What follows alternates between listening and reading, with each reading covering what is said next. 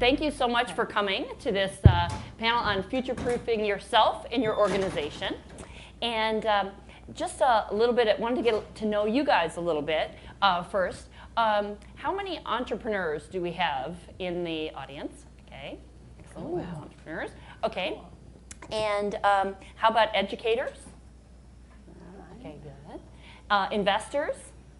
Investors, okay.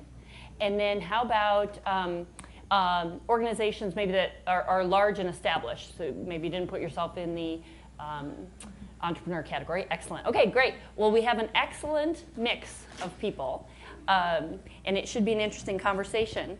And just in terms of backdrop, we're really, I'll take a step back. In 1880, 98% of the workforce in the United States was involved in agriculture. Fast forward 136 years to today, and it's 2%. And given the trends, the accelerating trends we're seeing in technology, are we going to see a similar shift in the nature of the workforce? But is it going to happen much, much faster? And there's lots of data swirling around. There's people saying that we're going to have a shortage of 11 million jobs in just the next few years in technology. Then on the flip side, we hear that as much as 47% of jobs today could be changed and or eliminated by technology. So there's lots of forces, and what we wanted to do is get some experts here to talk about some of those trends, and maybe we can't always predict the future, but maybe we can prepare a little better.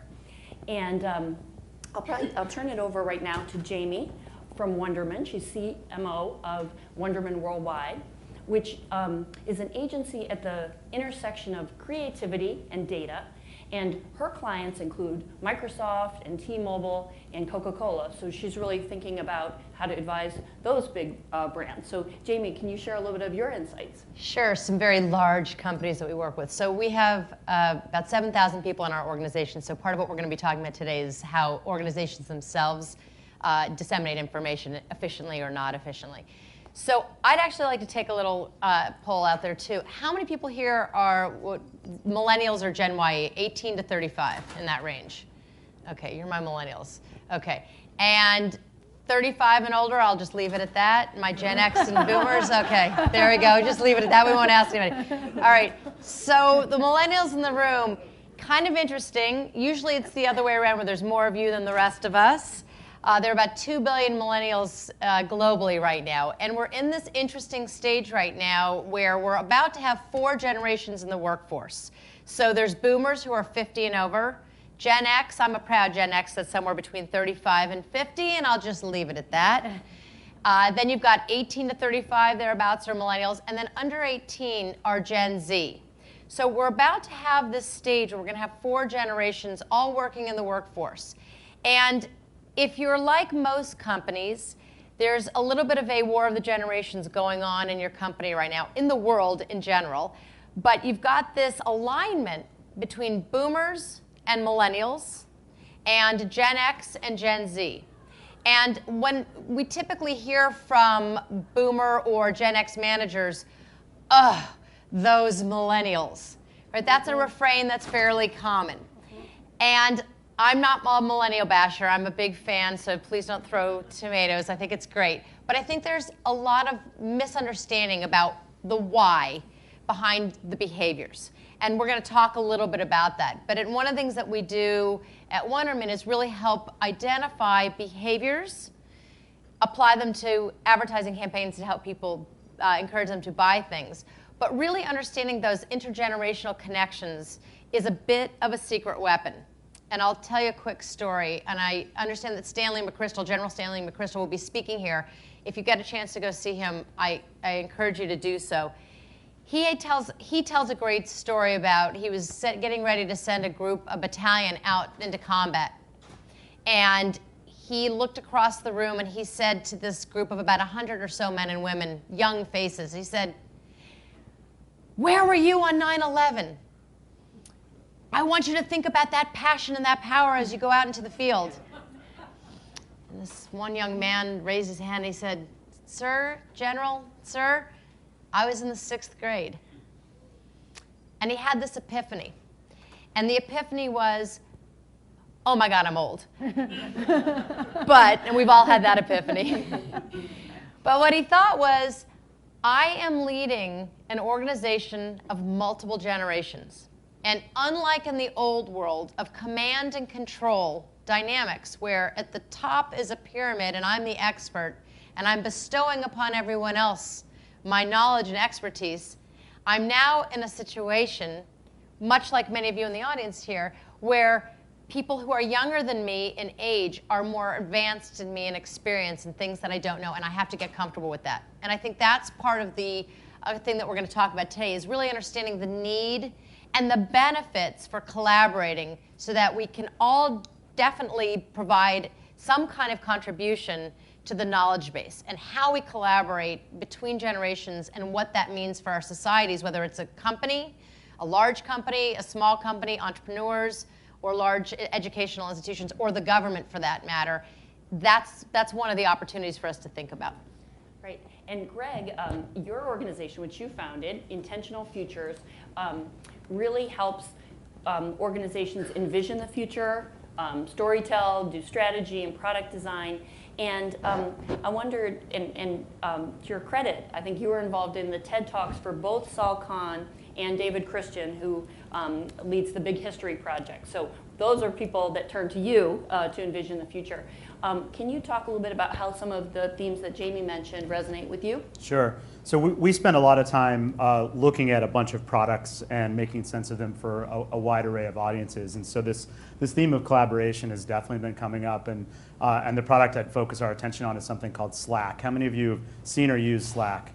A handful, but not everybody. That's not surprising. It's pretty new. 2.3 million users, growing at about 3% a week right now, having launched just in 2014. What's interesting about Slack is it testifies to this sort of changing idea of collaboration, because millennials we've talked to say, hey, I like working with and alongside other people. I don't necessarily like the physical tax of having to do group work all the time. And I'm looking at tools in ways that keep me out of super unproductive meetings. Raise your hand if you find all meetings productive. Nobody's raising their hands. So I think they're onto something there. And also just finding more efficient ways that harness technology. And so Slack is a tool that it kind of combines the best of social media and instant messaging and file sharing in one platform. And its users are saying, hey, I'm spending a lot less time in meetings. I'm spending a lot less time in email. I'm in very frequent contact. My little organization of 30 people sends about 20,000 messages a month in Slack, which is kind of an insane number when you think about it. But it testifies to this changing notion of collaboration, and something that now the Harvard Business Review is getting on board with and saying, you know, collaboration, Post-its and open space floor plans and things, those are great. They're not going away. Teaming has never been more important. But collaboration has a tax. We need to find ways that get people working together more efficiently. And I think younger workers in the workforce are leading us there. And Dawn, you're leading an organization called Berggruen Institute, and you really think about architecting governance in these institutions, whether they're actual governments or other kinds of social and political institutions. And would love to get your take as you're giving advice to those kind of organizations. Well, we are more on the side of trying to learn about how institutional change has to happen to adapt to the sort of changes that technology is driving. So I don't give advice as often as I'd like to, but so we're still learning. But I think that what we're finding is that institutional change is, for one thing, it's not episodic. It's initially there was this thinking that an industry had been disrupted by technology, and now we have to adapt to that. And what we're finding is that institutional change in the era of technology is continuous. Organizations need to become learning organizations. Collaboration is a really big part of this. We're moving from the pyramid systems, command and control that Jamie talked about, to networked systems. It's like technology is the corrosive agent that is changing all the systems from what we knew them to be towards something new and different. And we haven't quite figured out all the answers of how to do it. Collaboration is a big one, and it's an important one.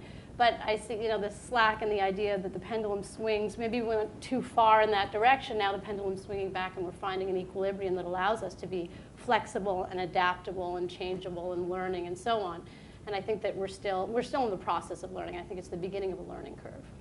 And as you think about, any of you, as you think about organizations of the future, it seems like there might be one future where organizations are effectively organizing contractors, right? On demand, workers who have the skills they need just in time, probably for an engagement, or organizations that bring people on for their potential and really invest or co-invest in them. Is that where the world is headed, those two, or is it a combination, or?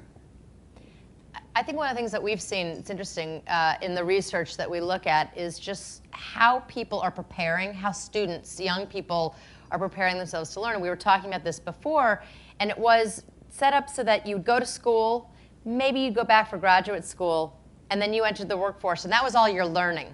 And I think that's an outmoded concept, is that we're constantly going to have to, institutions and organizations and human beings are going to constantly have to learn and to be ready to adapt and change with that learning. And I think that's part of the challenge with organizations that are disrupted. Because when you think about companies that don't exist, I think the stat is from since 1980, about half of the companies that were listed in the Fortune 500 no longer are listed in the Fortune 500.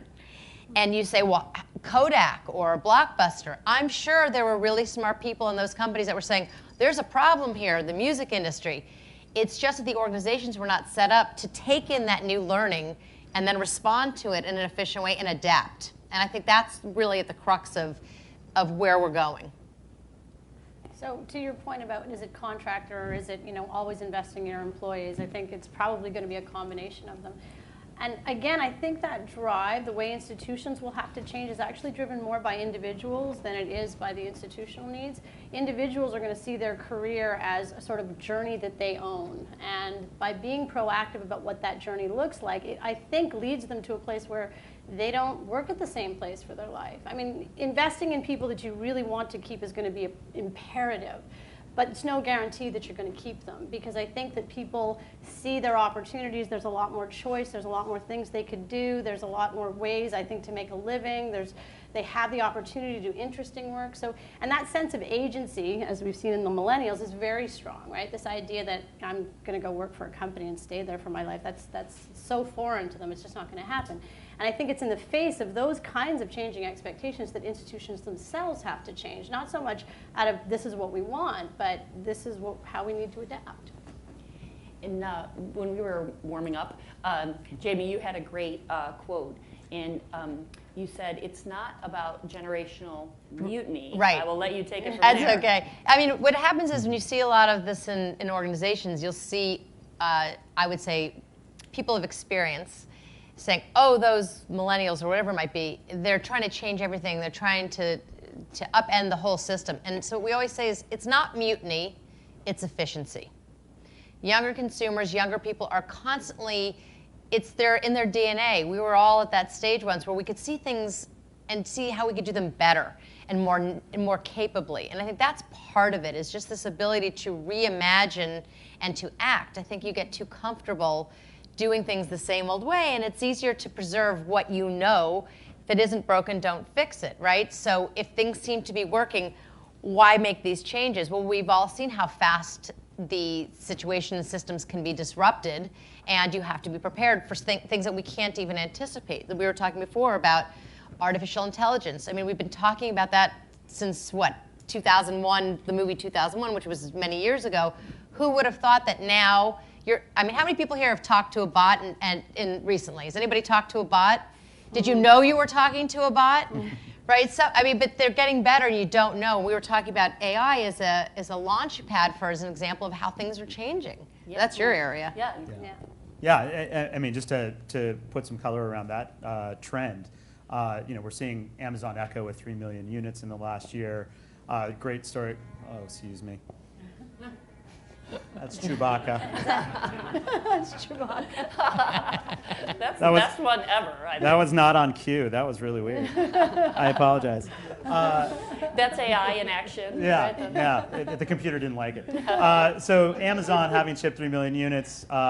Satya Nadella from Microsoft saying last week that conversation is the new platform. That's not some vaporware statement. Microsoft in China has rolled out an agent that's spoken to 40 million people over the last 18 months. in those exchanges, by the way, 23 back and forths per conversation on average. That's kind of mind-blowing to think about the implications of that kind of engagement between a computer and a human. But the facts of AI are that they are going to have an effect on our workforce. And it's going to start with the simplest jobs. It's going to start in financial services. It's going to start in customer support. Maybe 80% of those jobs, representing 5 million call center employees in the U.S., are vulnerable in the next few years. So that's going to be a really big effect for us to reckon with. Yet AI is an incredible technology moving very fast. We also know in education that giving people more one-on-one attention, giving them coaching through a career planning exercise is really critical. Could bots actually be an agent of moving that process forward, giving all of us coaching in a really efficient way? Right. I mean, that's the question of the day, in a sense, right? Is will this technology displace us, or could it make work more meaningful and safe and for people today? So, one theme that's come up is how technology can give us abundant information, but it also can have an unanticipated consequence sometimes of putting us in a walled garden. And so could I ask you guys a little bit about some of your observations there and how education might be important? Sure. So we did some research recently, and one of the things that we heard from high school students was that when they go to college, they look at it as an opportunity to learn skills, not to necessarily study something they love, which made me kind of sad, made all of us kind of sad. But if you think about the world that they're growing up in, do we have anybody here that's 18 or under? I know there were some students floating around. Okay.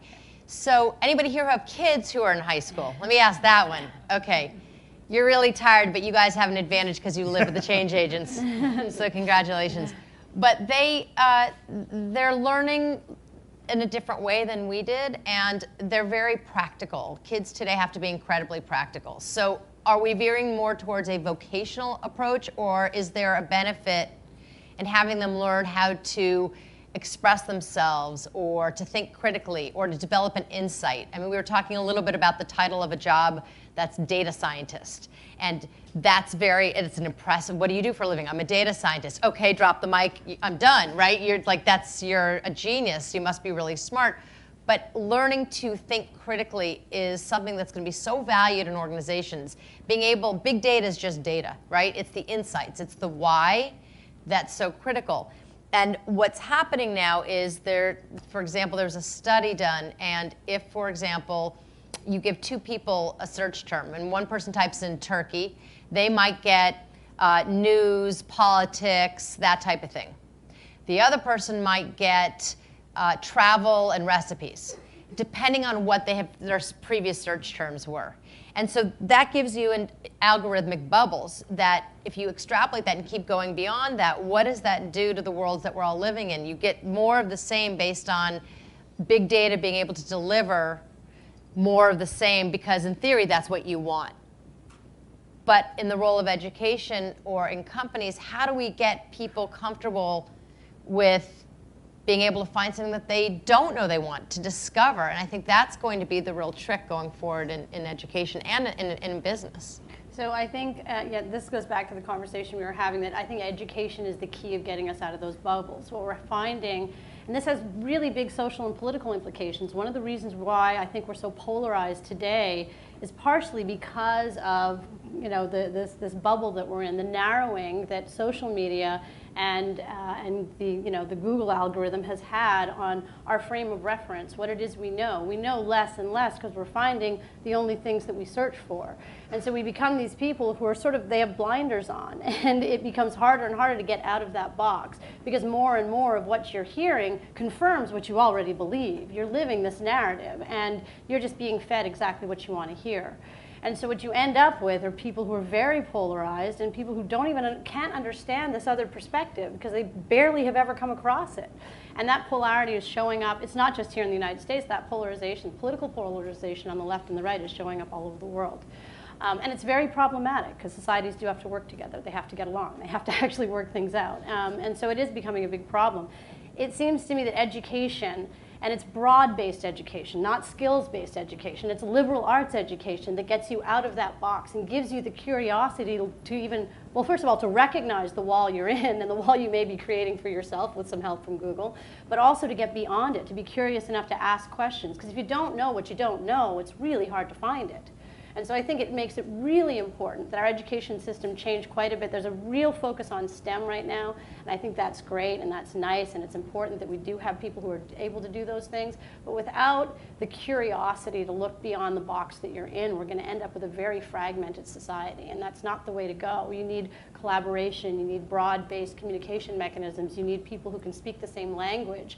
I tell my kids today, I think the best test you can have is not the one where you're sitting there at a desk trying to hide your answers from anybody, because real life is not like that, and it will never be like that. The real test is, here's your challenge, go find your project team, recruit the best people you can, and go solve that problem. And do that again and again and again and again until you're awesome at it. And that's the way you prepare for a life of continuous change and continuous learning. And Greg, I know you've worked with a lot of educational institutions in thinking about continuous learning. Can you talk a little bit about that? Or? Yeah, I mean, I echo everything that you're saying, Dawn. I mean, just again to sort of back up to some data around this. I mean, and you mentioned the projection from Georgetown about falling short by 11 million jobs in 2025. I think to add to this narrative around polarization, I mean, one thing we could look at today is that basically all kids start off with the same college-going ambition at the beginning of middle school. Most kids in the top quartile of incomes in the US satisfy that objective, and most kids in the bottom quartile do not. 8% graduate. It's an ethical and economic failure. On top of that, 35 million people have gone and invested some time in higher ed and not completed their credential. We have created economic haves and have-nots. There are people who just don't have the same number of opportunities. And I totally agree that the cheese has been moved societally, because just getting people to a degree is no longer sufficient.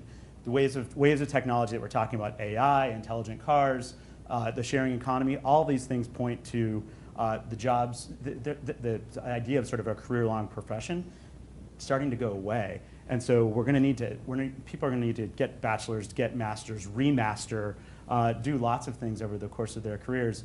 And so the idea we've put forward with some of our clients is really education as subscription. Abandon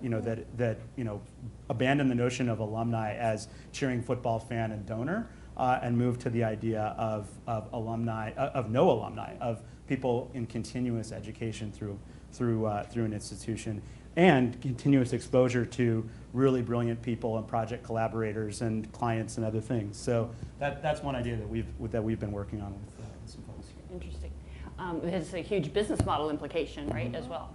So yeah, I think some of the latest data is that people graduated from college right about now are estimated to have 15 jobs in their career. And who knows whether that's right or not, but the trend directionally is probably right. So with that in mind, and constant changes, or change is the only constant, I guess, what advice would you have for a college student today in terms of preparing themselves for the future? What kind of skills or other things? And also, if you'd clarify, would that be different than you'd give someone my age, or just thinking about staying current? 22, you mean? Correct. Right. 29 again and again and again.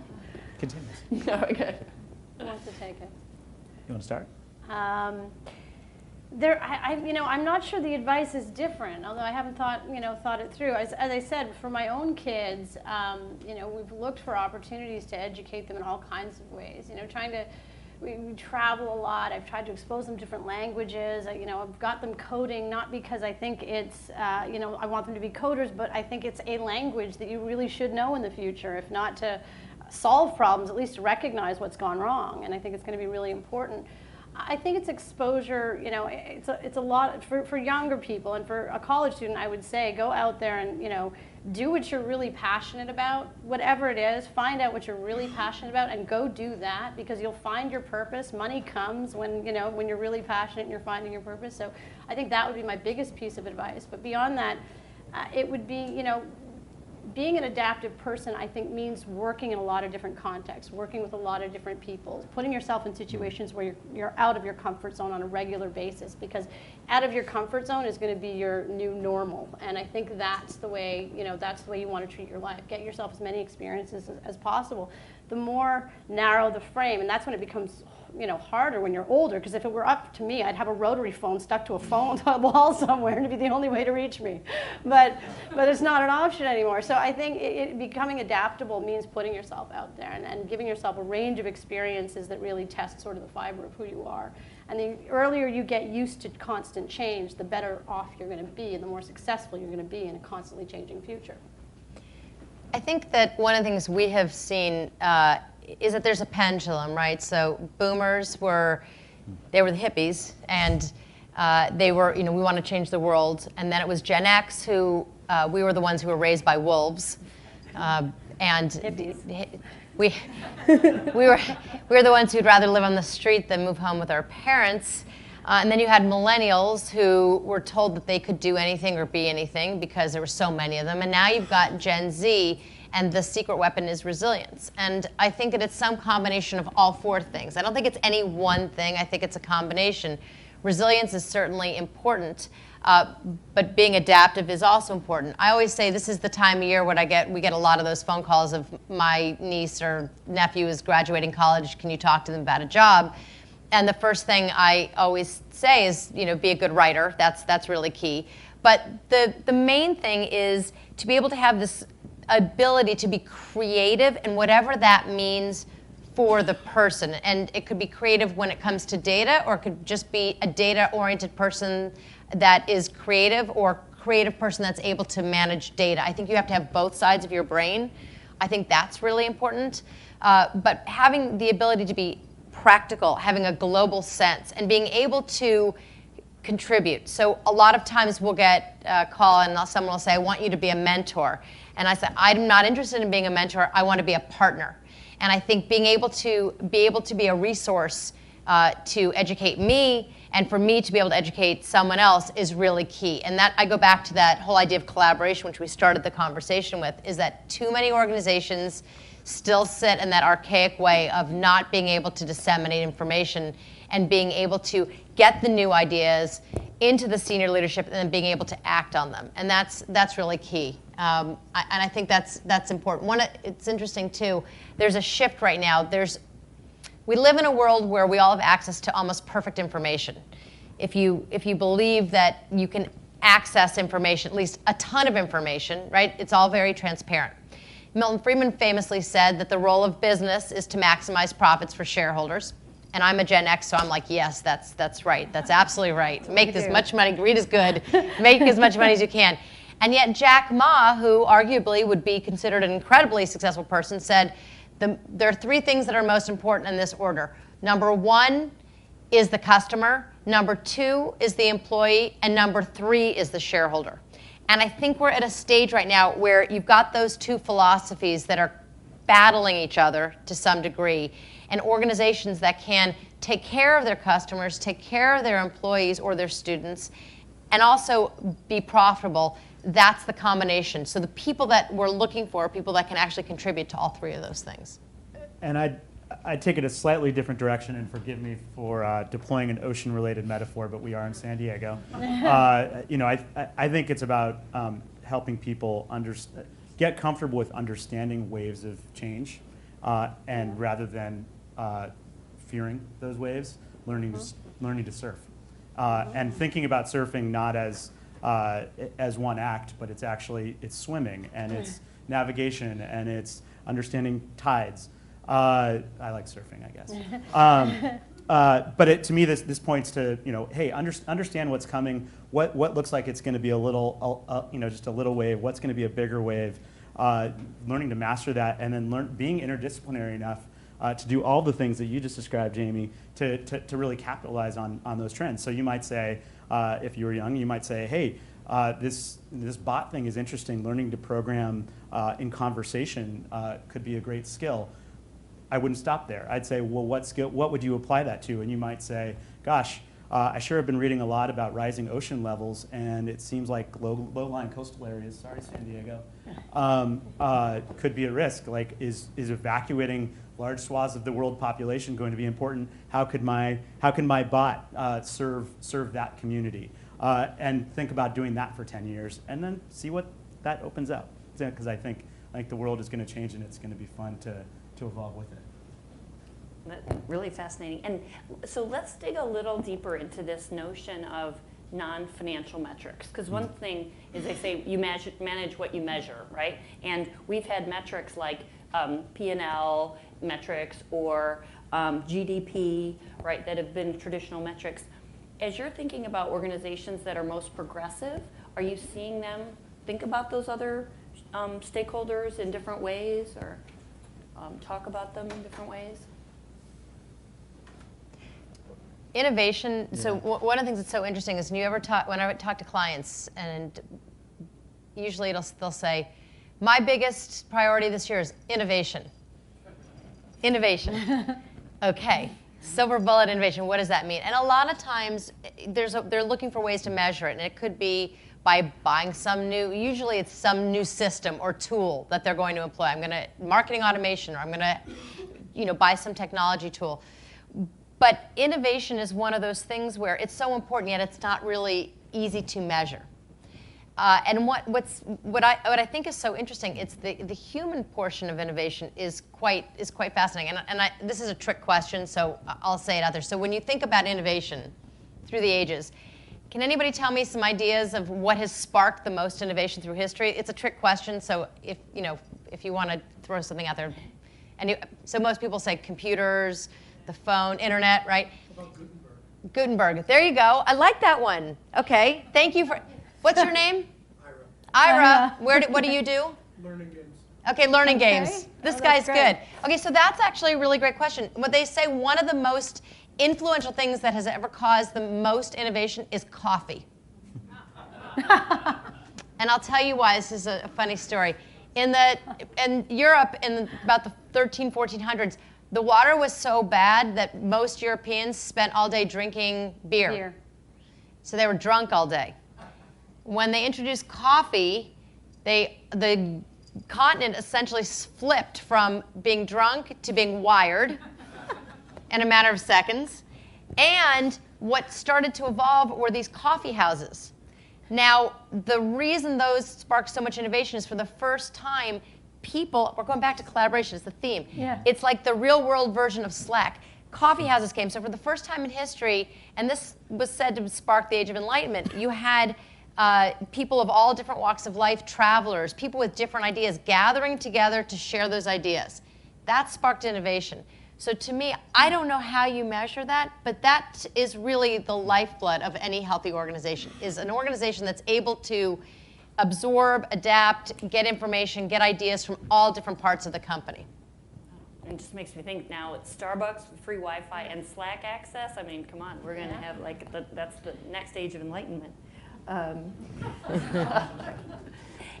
Greg, you had mentioned a concept before called parametric design, which seems really an interesting and rising theme. Can you talk a little bit about that? Sure. I'm trying to figure out how to bridge that to your last question about metrics. No. Yeah. So I mean, one idea that we've been bouncing around the last couple weeks is that creativity could be one of these commodities that's sort of hard for the computers to replace, and therefore could be something we steer more people toward. And I think that's certainly true, and it's certainly part of the answer around innovation. We believe in that. What's interesting, though, is even the means of creativity are changing really fast right now. And we've been in conversation with Autodesk, the maker of 3D CAD products for architecture and engineering, and they would tell you that the future of that work is in, they call it the I think the graph of things, but basically all the data about building structure and nuts and bolts and all that stuff will be captured. And design will become less about the genius, Frank Gehry coming up with the great sketch and his shop coming up, applying that to steel, and more about the architect and client sitting together and saying, what are all the parameters that we care about, defining those, having those all reflected in this database, pressing go, and having 2,000 designs presented back to you for curation. And so curation is another interesting thing to think about, how we might be spending our time in coffee houses and talking about in Slack, is what is the art of picking the design that works and best meets those parameters. Interesting, creativity has come up a few times, and we have thought, again, about creativity as sort of a siloed set of activities, right? There's the creative arts, that these people who are creative. I don't think that's the way we should be thinking about it. It's got to be one of those skill sets that we try to develop. We also have this mythology that creativity sort of can't be taught, and there are people who are gifted at it and who aren't. But Picasso said all kids are artists. It's just staying an artist is the challenge, right? Because we have these great imaginations when we're young.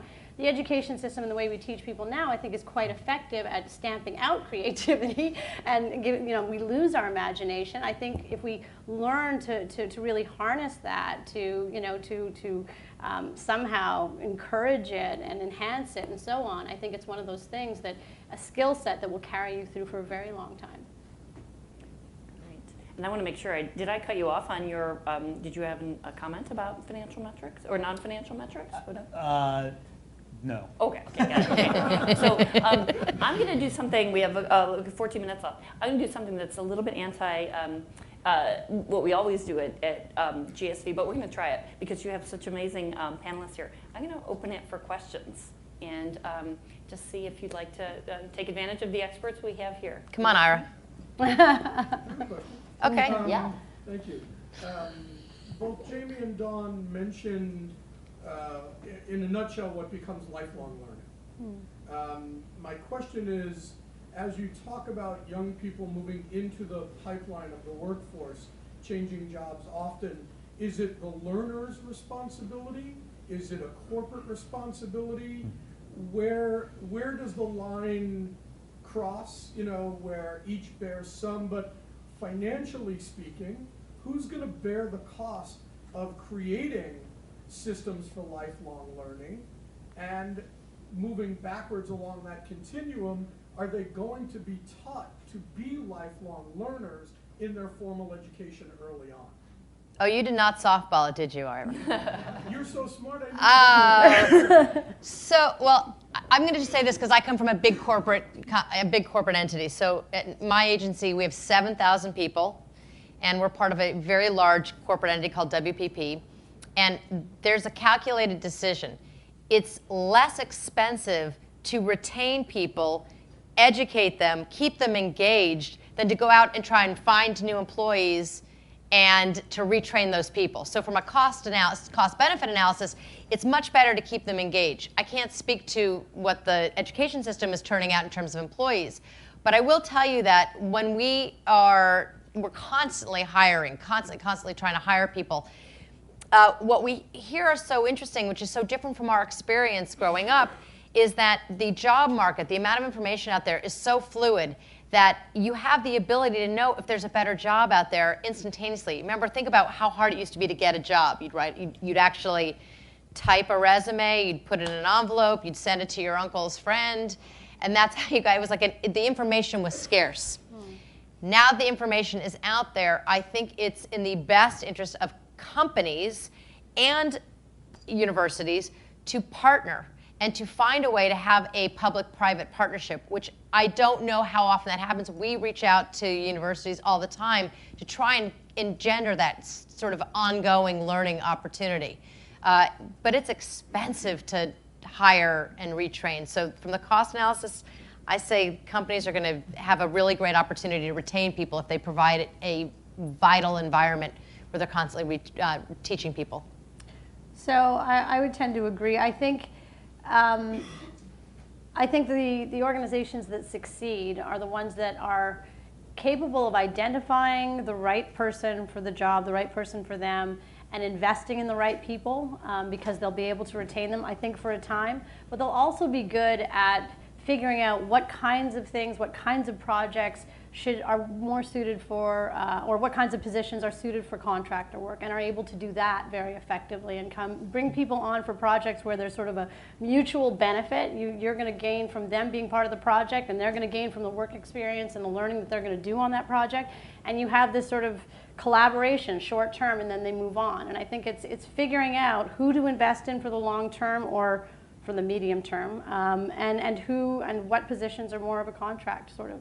But I think the learner does have an obligation. I think if you stop learning, that's going to be a problem for your own career. So I think the learner does bear an obligation. And I don't think it's something that people are thinking of as an obligation. I think they're thinking of it as an opportunity, though. It's like, here's my career, and it's not even a career. It's sort of like, here's my life journey. Here are the things I want to learn and the experiences I want to have, and I'm going to be the crafter and creator of that. And this is how I'm going to do it. And there's so many more tools to do that with. The more people who I think millennials in particular, think this way, that they can do that. And I think a lot of them are having a lot of success doing it. Well, it's interesting, too. LinkedIn with Linda, they just bought, right? That's another mode for that. I don't know if that's the business you're in, Ira, but we're going to all find out. Yeah. There's kind of a growing counterpoint. Oh, wait, can we give you a microphone? Just make sure we can. In the past couple of years, there's been this kind of growing counterpoint to the job hopping argument that, that generations that are new in the workforce may not be hopping jobs as much as prior generations, maybe even less than prior generations did. How much of the thesis depends on this notion that this is happening, and does the thesis change at all if this job hopping phenomena turns out to really not be happening? Wait, so you're saying that there's a point of view that people are actually not changing jobs frequently? That prior generations hop jobs in their 20s as much as these generations. So there could be job hopping, but there also could just be job changing. So I was talking to an executive at a large telecommunication company that shall remain nameless, but as they go digital, they say, we either have to retrain our workforce or we have to turn it over, because the skills are not the same. And so, agree, job hopping might be correlated with the viability of the economy, like if it's, but regardless, it seems like continuous learning within an organization is no longer nice to do. It's necessary for survival and competitiveness and growth. I was just going to say, it's a really good question. It's a really good question. Is it contingent on what they're actually doing, or is it contingent on the institutional change? In a lot of the surveys, they are saying that this is what they want. You're also finding when you talk to people who are, say, in their 30s or whatever, they don't have any intention of like they can't visualize staying at the same company for a long time. Like that's just not in their DNA. And I think a lot of it may be modeled on sort of Silicon Valley culture, which probably isn't reflective of a lot of the rest of the country. If you look at Silicon Valley, it really is a weird place in that way. I mean, there's no loyalty. It's all about how I can learn, what's the next stepping stone, where's the best experience going to be, who's going to grow, who's got the exit strategy. So it's very, very dynamic there. And I think that in some ways, we look at that as, okay, well, that must be the model of the future. That must, that harnessing innovation, that figuring out how to keep talent or move on or be successful in that environment. But it's a good question. I think time will tell how dynamic the general economy is. But the indication is that it's sort of moving in that direction, and that's kind of what they want, the younger generation wants. I'm a high school principal, and there's probably God love you. things that I could start doing. But I'd like to just ask if you were if you would make a recommendation to schools, one thing they could stop doing that you think would yield a greater workforce. I have an idea. Stop drawing such a bright line between high school and college. Others? Wow.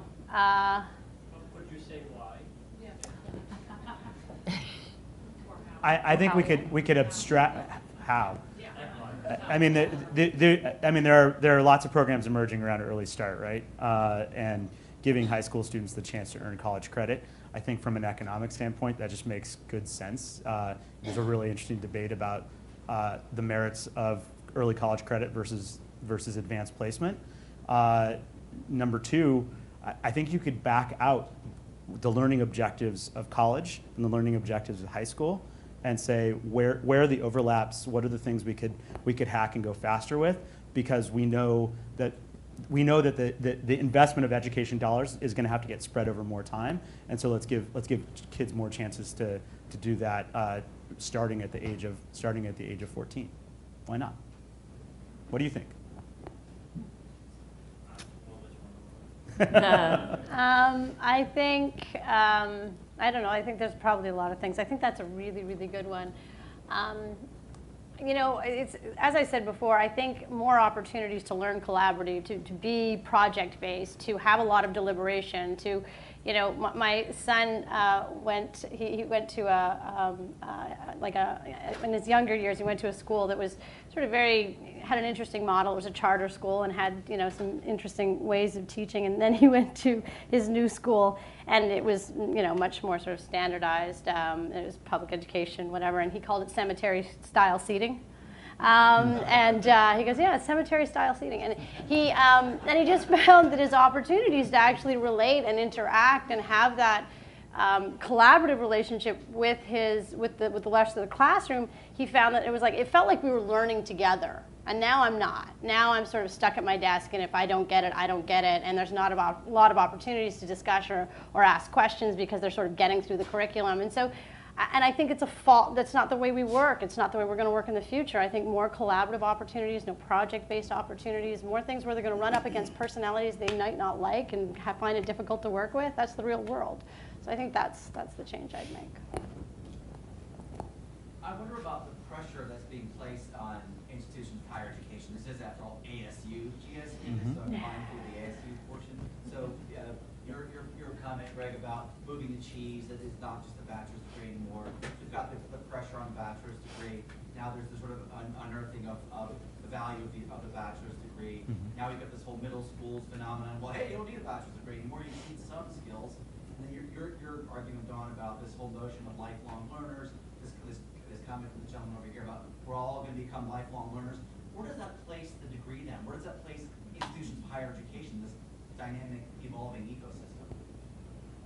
I think there's a really good chance that we have to revisit it. I mean, the idea that education happens for one part of your life, and then you graduate, you work into the workforce, and then you retire. I mean, I think those are all sort of misnomers. I mean, people retire. Why would you retire? I mean, that's sort of like dropping out of life, and now we're all going to live to 100. So, you know, that's not even viable. So, I mean, I think the whole life cycle, the way we've thought of things, has to change, and there has to be an institutional reflection of that. And that's why I like your idea of alumni. You don't have alumni. You join some education community or multiple education communities and participate in them on an ongoing basis. It's not something that sort of begins and ends at a certain time. So I think, and everything I'm saying is like, it's very difficult to do because we certainly are very locked into our institutions of higher education and thinking of our higher education in a very specific way and looking at credentialing in a very specific way. So it's not easy change, but I think it makes a lot more sense for the future we're going to confront.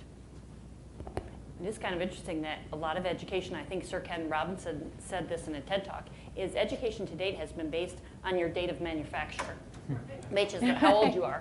And the reality is maybe it shouldn't. Whether you're 14 or 40, if you're learning something for the first time, you could be approaching it similarly or need results in the same way. Yeah, one last question. Sorry. So ultimately, you know, a lot of people talk about employers that kids graduate and they don't have the skills, they need to get the job, right?